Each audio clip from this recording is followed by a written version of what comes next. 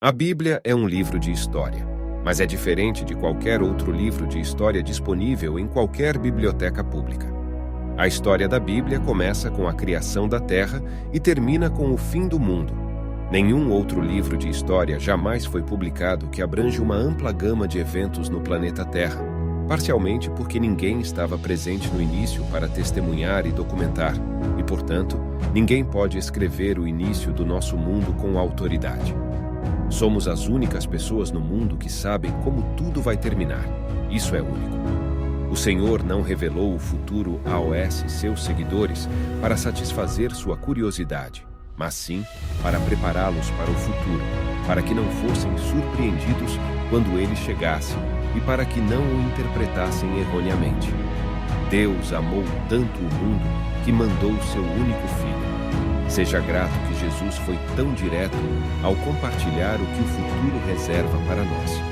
As pessoas perguntam se estamos nos últimos tempos. No entanto, a Bíblia fala dos últimos dias, e estamos nos últimos dias há 2000 anos. Os últimos dias começaram no Pentecostes, onde a primeira profecia dos últimos dias foi cumprida. Cada geração cristã deve viver pronta para o retorno do Senhor. A Bíblia é um livro cheio de previsões. Suas páginas contêm 735 previsões sobre o futuro. Uma previsão pode ser encontrada em um quarto dos capítulos da Bíblia, do começo ao fim. É basicamente um texto profético, embora alguns livros se concentrem mais em previsões do que outros. 596 das 735 previsões realmente ocorreram e se tornaram realidade literalmente, de acordo com a previsão das Escrituras. Então 81% de todas as profecias bíblicas já se cumpriram e algumas dessas profecias foram feitas séculos antes do caso. Não é preciso muita confiança para acreditar que os 19% restantes também acontecerão. Essa é uma pontuação muito alta. A Bíblia provou estar 100% correta para cada previsão que poderia ter sido cumprida até agora. Daqueles que restam, a maioria deles está relacionada ao retorno real de Jesus e ao que acontece depois disso. Quantas dessas previsões ainda precisam se cumprir antes do retorno de Jesus?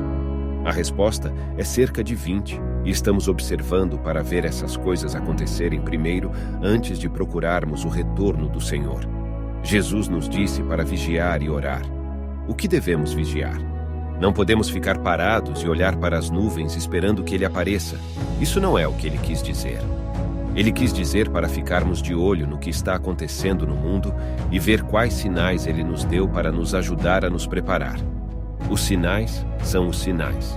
Então, vamos olhar para Mateus capítulo 24, onde os discípulos perguntaram a ele quais seriam os sinais ou sinais de seu retorno. O que faríamos se não soubéssemos quando isso vai acontecer? Para a pergunta deles, Jesus deu uma resposta direta e inequívoca. Podemos agradecer a Deus por ele ter respondido de maneira tão direta. No livro do Apocalipse, ele dá uma resposta muito mais detalhada e abrangente. Mas aqui, ele dá uma visão geral dos sinais que precederão sua chegada. Os discípulos se aproximaram de Jesus em segredo enquanto ele estava sentado no Monte das Oliveiras. Mateus 24, versículo 3 a 36. Mais tarde, Jesus sentou-se no Monte das Oliveiras. Seus discípulos se aproximaram dele em particular e disseram: "Diga-nos quando tudo isso acontecerá. Que sinal indicará sua volta e o fim do mundo?" Jesus disse a eles: "Não deixem que ninguém os engane, pois muitos virão em meu nome, dizendo: 'Eu sou o Messias.' Eles enganarão muitos. Vocês ouvirão falar de guerras e rumores de guerras, mas não entrem em pânico. Essas coisas devem acontecer, mas o fim não virá imediatamente.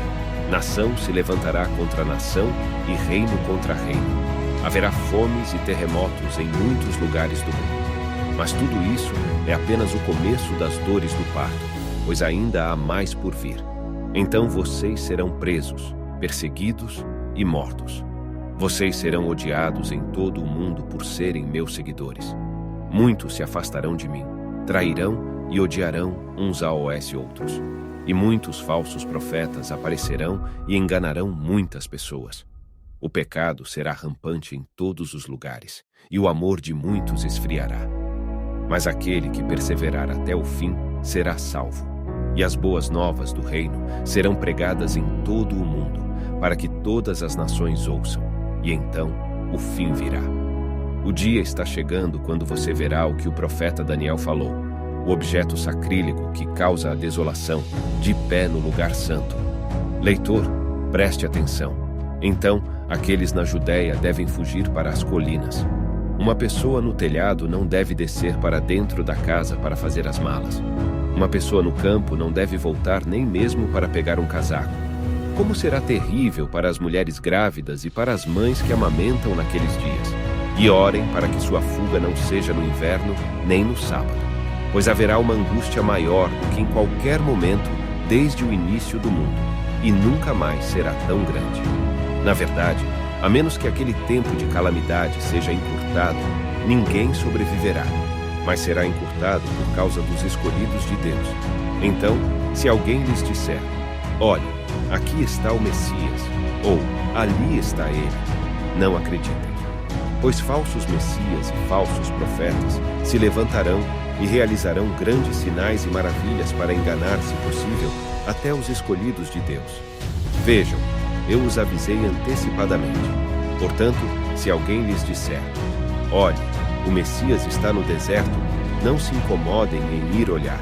Ou se alguém disser, olhe, ele está escondido aqui, não acreditem. Pois assim como o relâmpago brilha no Oriente e se mostra no Ocidente, assim será quando o Filho do Homem vier. Assim como a reunião de abutres mostra que há uma carcaça por perto, esses sinais indicam que o fim está próximo. Imediatamente após a angústia daqueles dias, o sol será escurecido, a lua não dará luz, as estrelas cairão do céu e os poderes do céu serão abalados. E então, finalmente, o sinal de que o Filho do Homem está vindo aparecerá nos céus. E haverá um luto profundo entre todos os povos da terra. E eles verão o Filho do Homem vindo nas nuvens do céu com poder e grande glória. E ele enviará seus anjos com o poderoso som de uma trombeta. E eles reunirão seus escolhidos de todo o mundo, dos confins mais distantes da terra e do céu.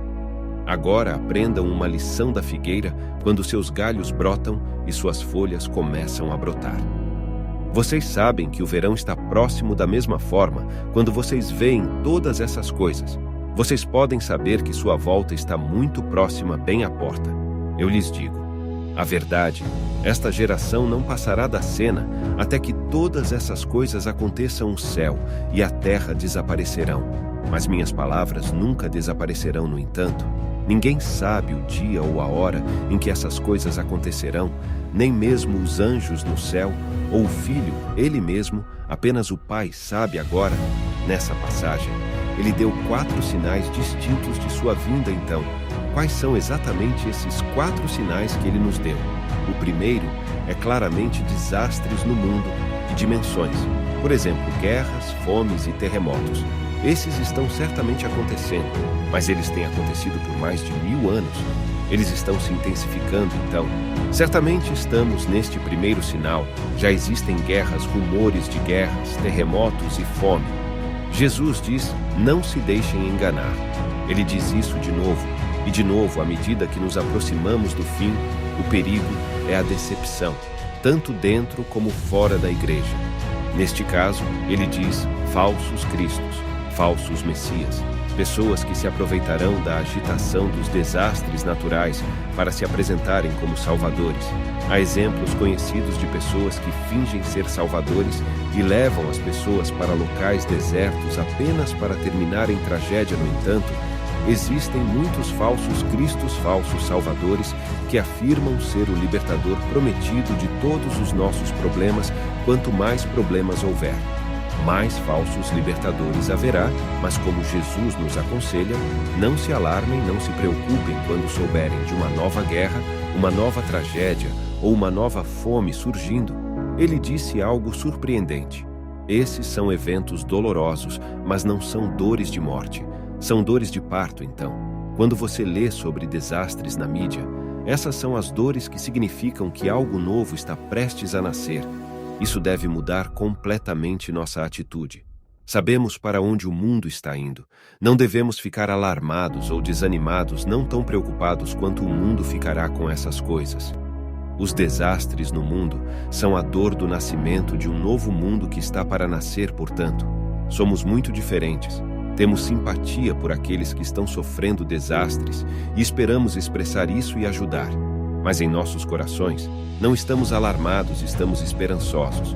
Estamos procurando um novo nascimento de um novo mundo e, portanto, não estamos desanimados ou deprimidos por todos os problemas no mundo. Em resumo, o conselho de Jesus para nós seria não entrar em pânico, não se perturbar, mas até mesmo se alegrar e dizer: esses são todos sinais de algo novo acontecendo.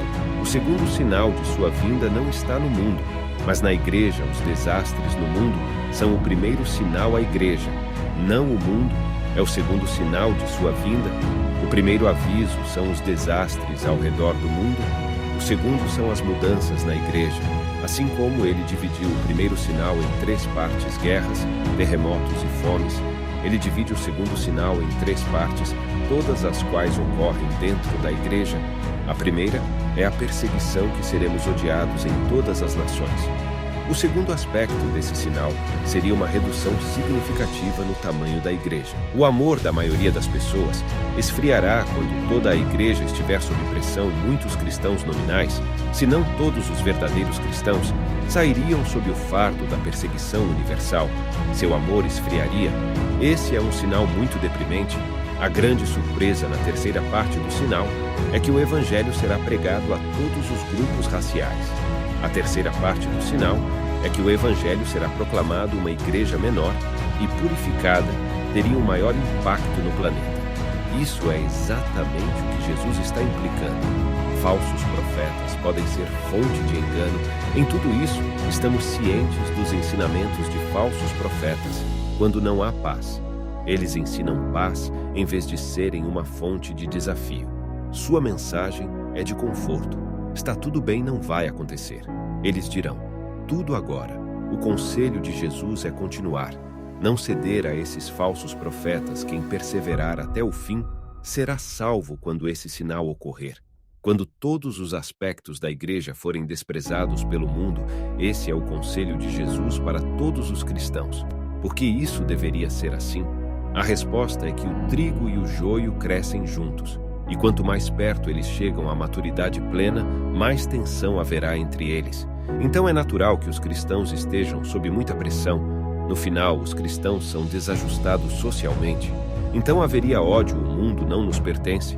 Nossa cidadania está nos reinos celestiais. Somos únicos. E é por causa de nossa singularidade que o ódio pode surgir. Já que Jesus era tão diferente de todos os outros, ele atraiu ódio contra si mesmo. João 15, versículo 19, fala assim: se vocês fossem do mundo, o mundo os amaria como se fossem dele.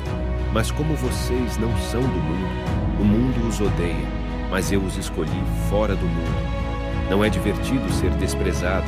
Isso nos leva ao terceiro sinal do fim dos tempos, que é a angústia de Jerusalém. Geograficamente, será muito limitado neste trecho. Jesus cita as profecias de Daniel. E há um personagem nas profecias de Daniel que é referido como a abominação da desolação. Daniel menciona isso 3 vezes. O que tudo isso significa? Qual é o grande problema? É sobre um ser humano, um homem que se estabelece na própria cidade de Deus e se chama Deus, e se recusa a aceitar a vontade de qualquer outra pessoa acima da sua, um tirano cuja chegada terá ramificações globais, mas que estará centrado em Jerusalém, a cidade de Deus, o lugar sagrado. Então Jesus diz que o 4º sinal de sua vinda virá imediatamente depois disso. Então saberemos quando ele está vindo.